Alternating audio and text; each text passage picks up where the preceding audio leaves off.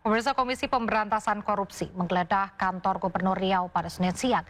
Usai penggeledahan yang berlangsung selama 5 jam, penyidik KPK membawa Sekretaris Daerah Riau, Syahrial Abdi, dan Kabak Protokol Riau, Raja Faisal.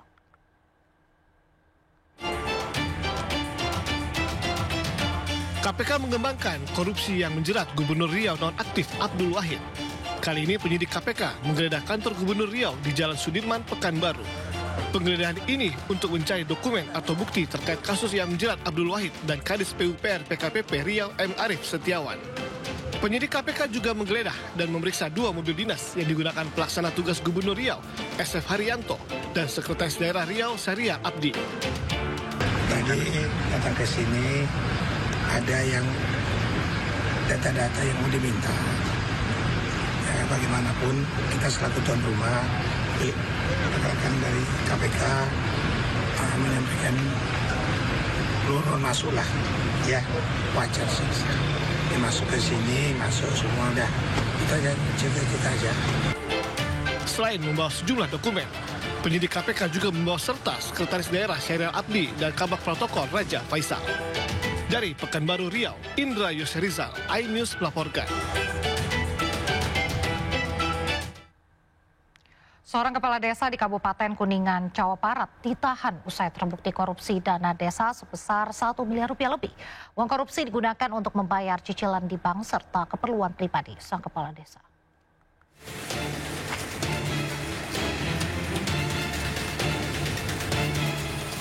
Jenal Supena, Kepala Desa Mancagar, Kecamatan Lebakwangi, Kabupaten Kuningan, digelandang aparat Satreskrim Polres Kuningan setelah ditetapkan menjadi tersangka tindak pidana korupsi dana desa sebesar 1 miliar rupiah lebih. Dari hasil penyelidikan, tersangka mengaku menggunakan dana desa anggaran tahun 2022 hingga 2023. Modus tersangka tidak menyalurkan uang dana desa kepada pelaksana kegiatan.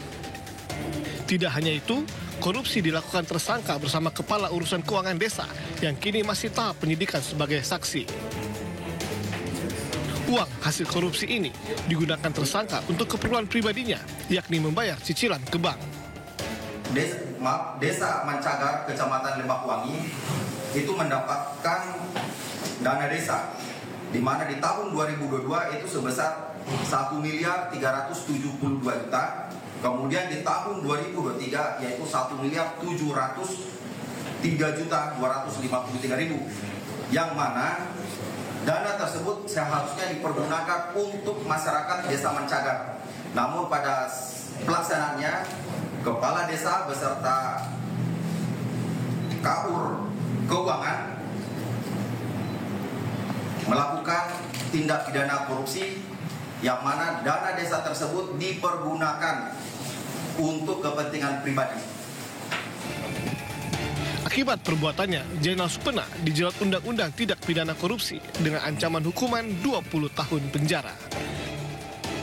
Dari Kuningan, Jawa Barat, To Iskandar, iNews melaporkan.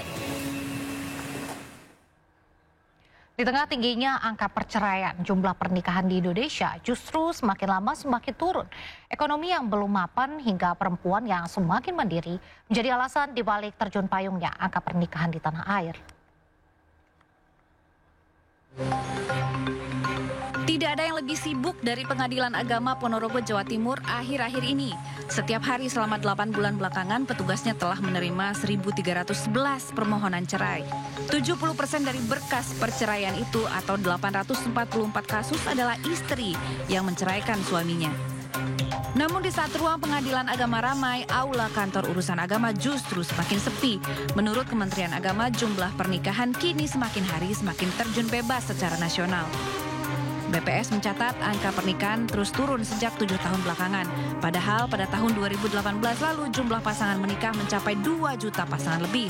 Seiring berjalannya waktu, pada tahun 2024 pengajuan pernikahan mencatatkan angka terendah hanya 1.400.000 lebih. Faktor kesiapan finansial hingga perempuan yang semakin mandiri ternyata menjadi alasan para pemuda menunda pernikahan mereka. Alasan belum menikah ya? Sebenarnya banyak standarnya ya. Saya sendiri punya standar kayak misal kalau sudah menikah tuh harus punya rumah, harus punya penghasilan di taraf segini, lebih ke mentalnya seperti apa gitu. Dan sekarang mungkin di 27 tahun, untuk 1-2 tahun ke depan juga masih belum kepikiran ya.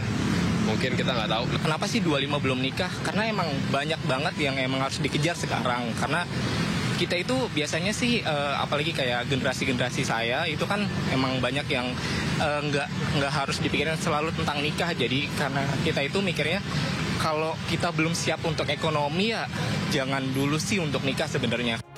Menikah bukan lagi perlombaan waktu, melainkan kepada siapa yang lebih siap. Di tengah perubahan dunia yang semakin cepat dan tingginya standar hidup, banyak kaum muda memilih untuk menunda ikatan resmi. Janji suci zaman kini semakin terhalang hitung-hitungan ekonomi. Tim Liputan iNews melaporkan.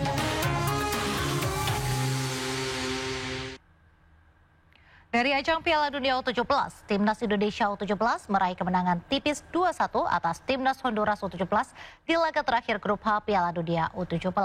Namun kemenangan ini belum cukup mengantarkan Timnas Garuda Muda ke fase gugur melalui jalur peringkat 3 terbaik. Laga lanjutan Liga Futsal Profesional 2025-2026 pekan ke-5 hari kedua diwarnai banyak pesta gol.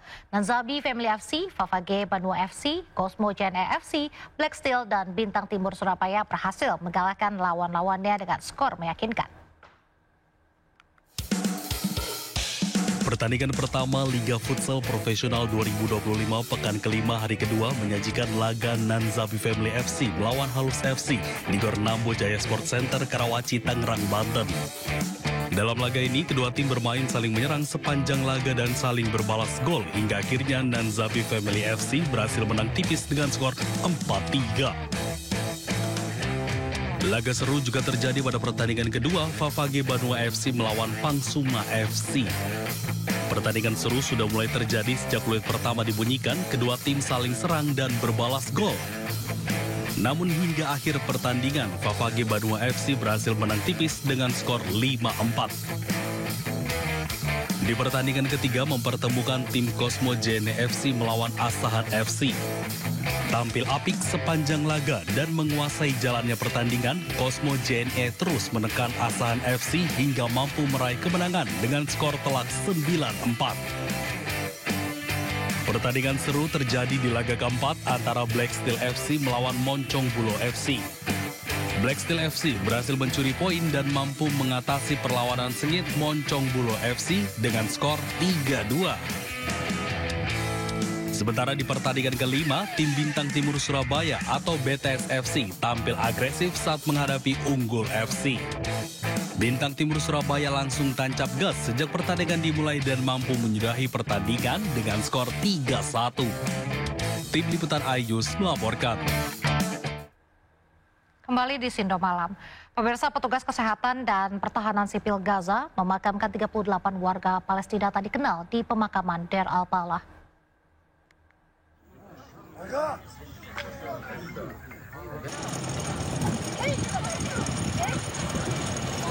Karena jasad yang sudah rusak, pihak berwenang tidak mampu untuk mengidentifikasi jenazah yang datang dari Israel. Kementerian Kesehatan menyatakan hingga saat ini hanya 89 dari 315 jenazah yang berhasil diidentifikasi.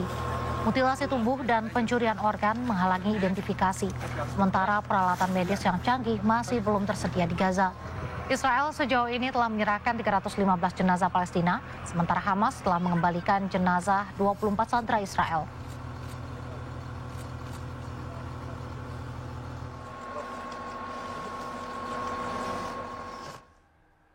Pemirsa, eksekusi koruptor proyek revitalisasi Pasar Keraji Bekasi berlangsung heboh. Terpidana mengamuk dan melawan belasan petugas yang hendak membawanya ke lapas.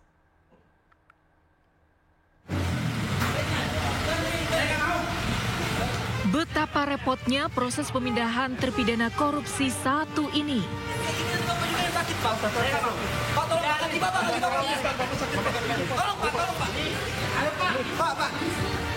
Dengan susah payah, belasan petugas kewalahan saat harus membawa Iwan Hartono, terpidana korupsi revitalisasi Pasar Keraji Bekasi, masuk ke dalam mobil tahanan kejaksaan. Mohon kami, Pak. Tolong bantu kami.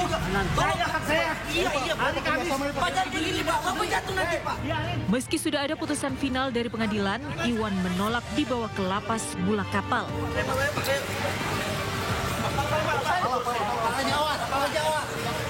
Setelah beberapa menit, petugas akhirnya bisa membawa Iwan Hartono masuk ke dalam mobil tahanan.